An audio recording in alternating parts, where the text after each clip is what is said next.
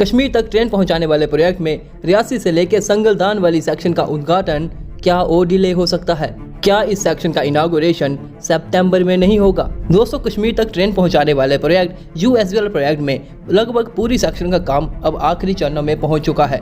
इस प्रोजेक्ट का सिर्फ एक ही टनल का काम बचता है, जिसके बाद यह पूरा प्रोजेक्ट कंप्लीट हो जाएगा। लेकिन उससे पहले रियासी से लेकर संगलदान वाली सेक्शन का काम कंप्लीट हो चुका है और 15 अगस्त को उसकी इनॉग्रेशन भी होनी थी, लेकिन वो नहीं हुई। उसके क्या कारण थे, इसके ऊपर मैं रिसेंटली एक वीडियो बना चुका हूँ, आप वो जाके देख सकते हो। लेकिन अब ऐसा कहा जा रहा है कि सितंबर में इसकी इनॉग्रेशन हो सकती है, क्योंकि श्रीनगर से लेह हाईवे पे ज़ेडमोर टनल का इनॉग्रेशन भी 15 सितंबर को रखा गया है और ऐसा कहा जा रहा था कि दोनों ही दिन दोनों चीज़ों की इनॉग्रेशन एक साथ होगी। लेकिन अब ऐसा नहीं होगा। इन दोनों चीज़ों की इनॉग्रेशन अक्टूबर में जा सकती है।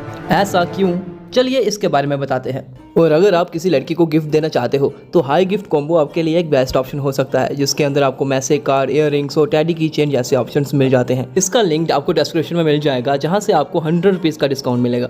जम्मू कश्मीर में इलेक्शन कमीशन द्वारा अचानक से अनाउंस किया जाता है जम्मू कश्मीर में इलेक्शंस की डेट्स। 370 हटने के बाद से जम्मू कश्मीर एक ड्यूटी बन चुकी थी और उसके बाद से जहां पे लेजिस्लेटिव इलेक्शंस अब पहली बार करवाए जा रहे हैं। इलेक्शन कमीशन द्वारा जम्मू कश्मीर में इलेक्शन का शेड्यूल जारी किया जाता है, जहां पर इलेक्शन 18 सितंबर से स्टार्ट होंगी और 3 फेसेस में कंडक्ट करवाई जाएंगी। उसके बाद 4 अक्टूबर को जहां पर इलेक्शन का रिजल्ट डिक्लेयर किया जाएगा और इसकी अनाउंसमेंट के साथ जम्मू कश्मीर में immediately model code of conduct लागू किया जाता है, यानी कि इलेक्शन के रिजल्ट तक बीजेपी अब जहां पर कोई भी प्रोजेक्ट, चाहे वो रेलवे का प्रोजेक्ट हो या फिर टनल का प्रोजेक्ट, किसी भी प्रोजेक्ट को इनॉग्रेट नहीं कर सकती। इलेक्शन कमीशन के हिसाब से इलेक्शन से जस्ट पहले ऐसा करना किसी पॉलिटिकल पार्टी को एडवांटेज दे सकता है, इवन कि जहां पे प्रधानमंत्री भी इन प्रोजेक्ट्स का इनॉग्रेशन नहीं कर सकते। ऐसा बिल्कुल नहीं है कि जहां पे इनॉग्रेशन नहीं किया जा सकता। कुछ स्पेशल सर्कमस्टांसेस के अंदर इलेक्शन कमीशन से परमिशन लेके इन प्रोजेक्ट्स को इनॉग्रेट किया भी जा सकता है,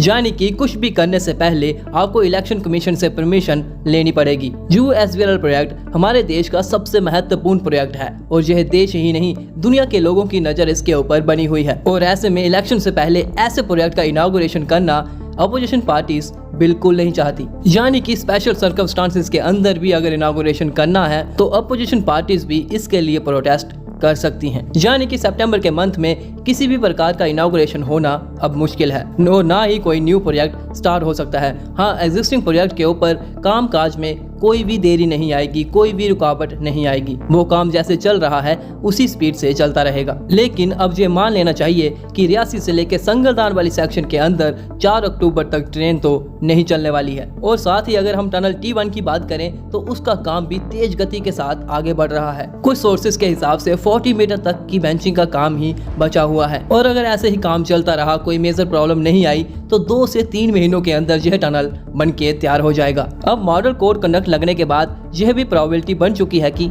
कटरा से लेके संगलदान तक पूरी सेक्शन का इनॉग्रेशन एक साथ किया जाए। अब यह समय ही बताएगा कि आगे क्या होता है, लेकिन जिस प्रकार की कंडीशंस अभी पैदा हुई हैं उस प्रकार से 4 अक्टूबर तक ट्रेन का चलना मुश्किल है। अब आगे गवर्नमेंट क्या डिसीजन लेती है, क्या ये इनॉग्रेशन करती है या नहीं करती है, यह आने वाले समय में ही पता लगेगा। जो भी पॉसिबिलिटीज हमने इस वीडियो में डिस्कस करी, क्या आप उसके साथ सहमत हो? कमेंट करके हमें जरूर बताइएगा। वीडियो पसंद आए तो इस चैनल को सब्सक्राइब और इस वीडियो को अपने दोस्तों में शेयर जरूर कर दीजिएगा। और हाँ, अगर आप किसी को गिफ्ट देना चाहते हो तो हाई गिफ्ट कॉम्बो आपके लिए एक बेस्ट ऑप्शन हो सकता है, लिंक डिस्क्रिप्शन में है।